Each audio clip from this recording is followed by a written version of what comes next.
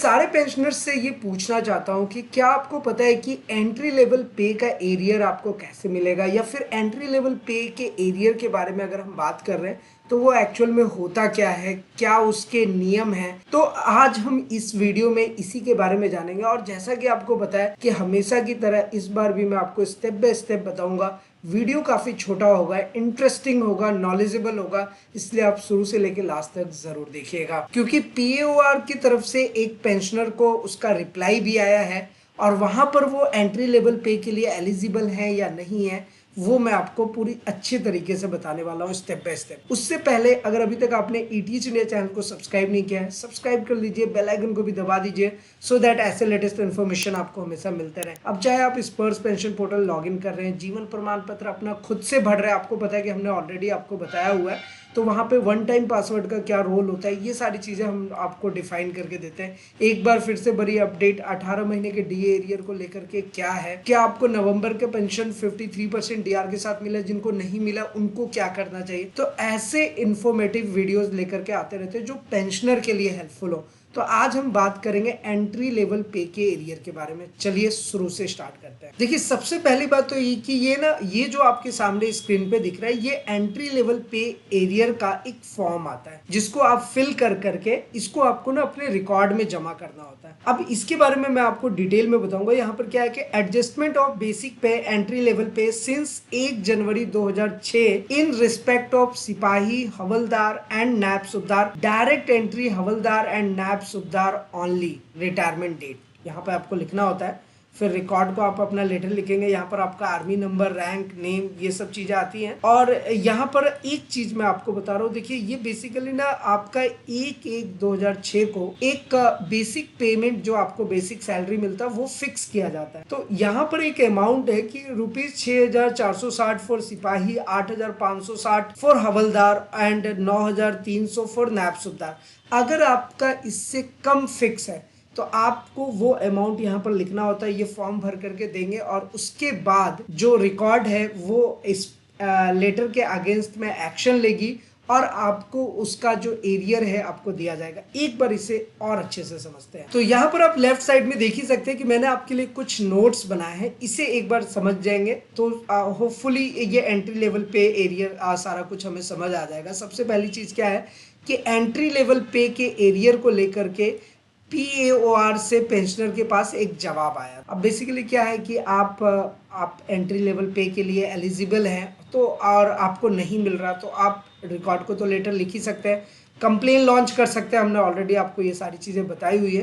तो इसी तरीके से किसी पेंशनर ने पीओआर को एक लेटर लिखा एंट्री लेवल पे का एरियर को लेकर, लेकिन पीओआर ने उनको जवाब दिया कि आप पीओआर ने ये उनको आंसर करा कि आपको एंट्री लेवल पे का एरियर नहीं दे सकते। तो ऐसा नहीं है कि एंट्री लेवल पे का एरियर जो है वो सभी के लिए एलिजिबल है। सबसे पहली चीज जो मैं हमेशा आपको बताता हूँ कि आपको उसका नियम कानून पता होना चाहिए, रूल्स एंड रेगुलेशन पता होना चाहिए। देखिए ऐसे अगर देखा जाए तो ओआरओपी में से 1 से लेकर के आज 3 तक और ना जाने आने वाले टाइम पर क्या होगा, लेकिन विसंगतियां तो हर जगह है, कमियां तो हर जगह है। लेकिन अब बात यही है कि उसको जब आप जानेंगे तभी उसका सॉल्यूशन हम निकाल सकते हैं और सरकार से उसका आंसर मांग सकते हैं। सही है। तो यहाँ पर पीओआर ने उस पेंशनर को साफ साफ कह दिया कि एंट्री लेवल पे का एरियर आपको नहीं मिलेगा। तो बेसिकली है क्या कि जो पेंशनर 1/1/2006 से पहले भर्ती हुए उनको एंट्री लेवल पे का एरियर मिलेगा और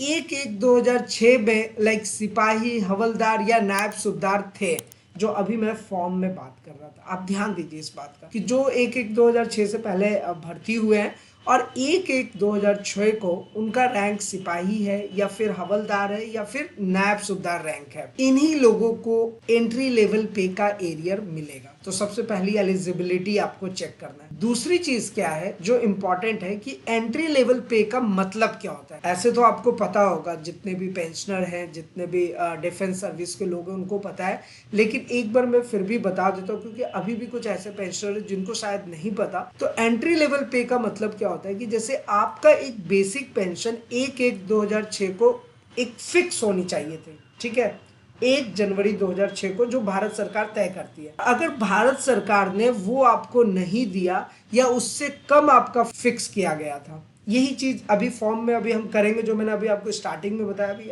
हमारा कॉन्सेप्ट क्लियर हो जाएगा। इस चीज़ को ध्यान रखिए, आपका एक बेसिक पेंशन 1/1/2006 को फिक्स होना चाहिए था, हुआ है सबका रैंक के अकॉर्डिंग। अब भारत सरकार ने वो आपको नहीं दिया, उससे कम आपका फिक्स किया है, तो ऐसे में आपको एंट्री लेवल पे का एरियर मिलेगा।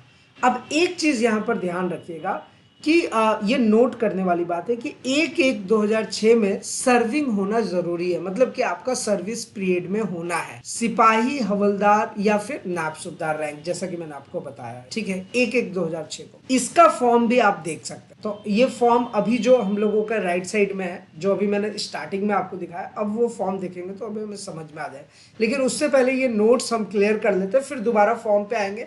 फॉर्म में क्या भरना है, कैसे भरना है, वो सारी चीजें अभी हम देख लेंगे। ये फॉर्म आप खुद से भी डाउनलोड भी कर सकते हैं, कोई इशू नहीं। देखिए, डायरेक्ट एंट्री के लिए ये एरियर है, मतलब जो डायरेक्ट रिक्रूटी है, ध्यान रखिएगा, ये डायरेक्ट एंट्री के लिए एरियर है, मतलब जो डायरेक्ट रिक्रूटी है। अब नीचे मैंने एक नोट में एक बात कही है कि जितनी भारत सरकार ने फिक्स की है, उससे अगर आपको कम मिल रहा है तो ये एरियर आपको 110% दिया जाएगा। इसमें कहीं कोई मतलब कमी नहीं है, कहीं कोई प्रॉब्लम नहीं है, और इसके लिए आपको कोर्ट केस करने की भी जरूरत नहीं है। बस एक रिकॉर्ड को ये वाला फॉर्म भर करके जमा कर दीजिए, आपका काम हो जाएगा। और अगर आप एलिजिबिलिटी अपना जरूर चेक कीजिएगा, जो अभी हमने बताया, ये फॉर्म भरकर आप रिकॉर्ड को लेटर दे सकते हैं। ऐसा करने पर आपको एरियर दिया जाएगा 1/1/2006 से।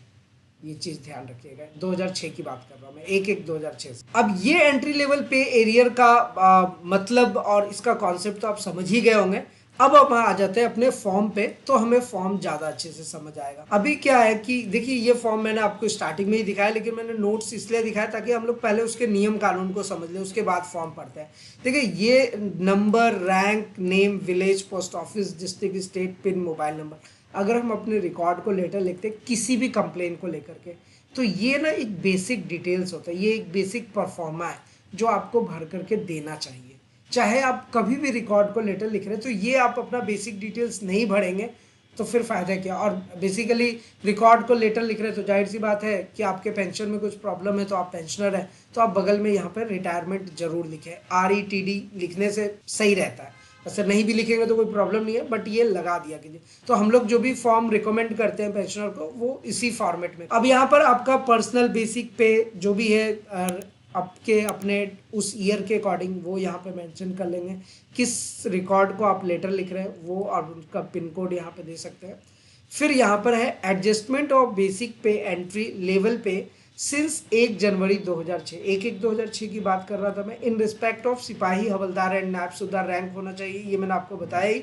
डायरेक्ट एंट्री हवलदार एंड नायब सूबेदार ओनली, ये डायरेक्ट एंट्री वाली बात मैंने आपको बताया। जो रिक्रूटी है, रिटायरमेंट डेट आपको यहाँ पे डाल दें। रिस्पेक्टेड सर, आई नंबर, यहाँ पे आपका आर्मी नंबर आएगा, नीचे में रैंक आएगा, उसके बगल में आपका नेम आएगा, जो ऊपर में हम नेम लिखते हैं वही नेम यहाँ पर आपको मेंशन कर। उसके बाद I was enrolled in army on, जो आपका डेट है, एंड SOS विथ इफेक्ट जब है आपका वो, आई वॉज ए सिपाही, हवलदार और नायब सूबेदार, डायरेक्ट एंट्री हवलदार एंड नायब सूबेदार ओनली, जो भी है ये आपने मेंशन कर देना है।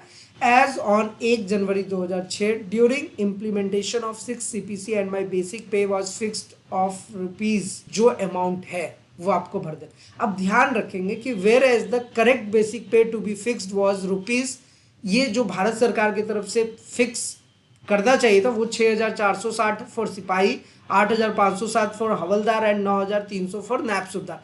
तो इसके अकॉर्डिंग जो आपको कम मिल रहा है वो वाली अमाउंट आपको यहाँ पे भर देना है। एंड द अबव एमनोलवी respect of all serving personnel, और एक छोटा सा फॉर्म है, इस फॉर्म को ऑलरेडी आपको एक रिकॉर्ड को दे देना है। उसके बाद वहां से आपको जवाब आएगा, और जवाब ही नहीं आएगा 1/1/2006 के बाद आपको वो बेसिक एंट्री लेवल पे के एरियर भी मिलेंगे। तो ये टॉपिक्स हम इसलिए कवर करते हैं कि बहुत सारे एरियर्स हैं, लेकिन पेंशनर को पता होना चाहिए, और वो जब अपडेटेड रहेंगे तो वो एक प्रॉपर तरीके से डिसीजन ले सकते हैं, या जो उनके साथ कमियां हो रही है, जो प्रॉब्लम हो रही है, उसको शॉर्ट आउट कर सकते हैं। तो एंट्री लेवल पे एरियर को लेकर के अगर आपके मन में कोई और भी सवाल है, आप बिना हिचकिचाए, बिना किसी टेंशन के आप हमारे साथ नीचे कमेंट करके पूछ सकते हैं। साथ ही साथ अगर आप अपना कोई एडवाइस देना चाहते हैं, सुझाव देना चाहते हैं, या फिर आपके पास कोई इन्फॉर्मेशन है जो हमसे छूट रही है, आप ज़रूर हमारे साथ शेयर करें, क्योंकि हम मिल करके एक ऐसा कम्युनिटी बनाना चाहते हैं जिससे पेंशनर को हेल्प हो, पेंशनर को किसी भी टाइप का प्रॉब्लम फेस ना करना पड़े। अब देखिए स्पर्श पेंशन पोर्टल को ऑपरेट कैसे करना है। अगर आपने हमारे एटीएच इंडिया चैनल को फॉलो किया हुआ है, सब्सक्राइब किया हुआ है, तो हमने ना एकदम प्रैक्टिकली बताया हुआ है आपको कि आप खुद से स्पर्श पेंशन पोर्टल लॉगिन कीजिए। यहाँ पे जा करके अपना यूजर नेम पासवर्ड देंगे, कैप्चा कोड देंगे, नीचे लॉगिन बटन पे क्लिक करेंगे, या फिर अगर आप स्पर्श पेंशन पोर्टल पे आते हैं, आपको अपना लाइफ सर्टिफिकेट, देखिए अभी बहुत इंपॉर्टेंट है, उसका ड्यू डेट चेक करना है। जस्ट अलर्ट मैसेज के क्लिक हेयर वाले बटन पे क्लिक कीजिए, यहाँ पर आप अपना डिटेल्स फिलअप कीजिए, आपका ड्यू डेट आ जाएगा। तो आप ना मतलब अप टू डेटेड रहिए खुद से। अगर आप खुद से सारी चीज़ें परफॉर्म करेंगे तो आपको चीज़ें ज़्यादा अच्छे से समझ आएंगी। बस ये उनके लिए नहीं जो बहुत ज़्यादा बुजुर्ग पेंशनर हो गए हैं, उनको लाइक स्मार्टफोन वगैरह ऑपरेट करने में प्रॉब्लम आती है, तो जाहिर सी बात है उनको मैंने हमेशा बोला है कि आप अपने घर में किसी बच्चे से ऑपरेट कराएं। लेकिन अब चूंकि डेटा क्लाउड पे आ गया है, डेटा स्पर्श पेंशन पोर्टल और सब कुछ ऑनलाइन है, तो आज के टाइम पर मेरा ये मानना है कि हम लोगों को सीख लेना चाहिए कि ये स्पर्श पेंशन पोर्टल ऑपरेट कैसे होता है। अब जैसे मान लो कि मुझे अपना फॉर्म 16 डाउनलोड करना है, जो कि आईटीआर में फाइल करने के टाइम पे बहुत ज़्यादा हेल्पफुल होता है, और मैंने एक वीडियो में ये बताया हुआ है कि जितने भी पेंशनर्स हैं उनको अपना आईटीआर भी फाइल करना चाहिए, ताकि वो आने वाले टर्म में फाइनेंशियल टर्म्स में आपको बैंकिंग, फाइनेंस, लोन्स, इन सब में भी आपको हेल्प मिल सके। चाहे आप इनकम टैक्स भर रहे हैं या नहीं भर रहे, उससे कोई फर्क नहीं पड़ता, बट आईटीआर आप फाइल कर सकते, ठीक है। जीरो टैक्स पे भी रिटर्न फाइल्स होते हैं। तो ये कुछ कुछ बेसिक चीज़ें जो कुछ पेंशनर्स को नहीं पता है, जो कि उनको पता करना चाहिए। तो मेरी हमेशा यही कोशिश रह रही है कि मैं आपको हमेशा अप टू डेटेड रखूं। वैसे आपके पास भी अगर कुछ इस टाइप के इन्फॉर्मेशन है और कुछ ऐसे टॉपिक्स है जो आप चाहते हैं कि कवर अप हो, तो डेफिनेटली हम वैसे कंटेंट बनाएंगे, आपको पता ही है। तो आप नीचे कमेंट करके ज़रूर बताइएगा। और अगर आपके मन में किसी भी टाइप का सवाल, क्वेश्चन, क्वेरीज आ रहा है, नीचे कमेंट करके पूछिए। फिलहाल आज की इस वीडियो में इतना ही, फिर मिलते हैं किसी नेक्स्ट इंटरेस्टिंग वीडियो में। तब तक के लिए सलाम, दुआ और रकम प्रदाम, शस्त्र अकाल, कीप वॉचिंग, कीप स्माइलिंग, अपना और अपने साथ सबका ख्याल रखें। जय हिंद, वंदे मातरम।